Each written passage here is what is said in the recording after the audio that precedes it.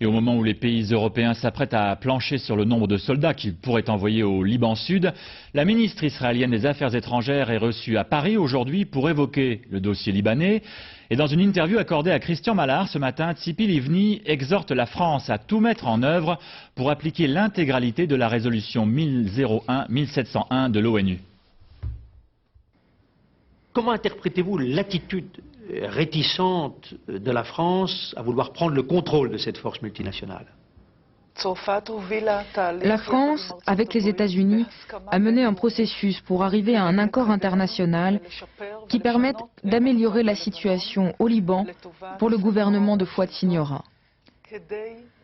Le but de cet accord est de faire de cet État un État souverain, sans qu'il y ait aucune armée étrangère sur le territoire libanais.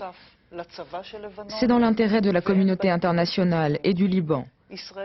Israël a exactement le même objectif. Et nous espérons cette fois-ci que la résolution de l'ONU ne restera pas lettre morte. La France a un rôle important à jouer pour ce faire. Pensez-vous que cette force multinationale serve à quelque chose quand on sait que la guerre entre le Hezbollah et Israël peut reprendre à tout moment? Il faut bien comprendre qu'Israël a porté un coup sévère au Hezbollah. Ce qu'il faut voir aujourd'hui, c'est que le Hezbollah accepte le déploiement des forces au sud Liban.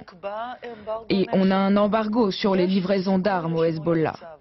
Donc c'est une occasion à saisir pour la communauté internationale et en particulier pour la France.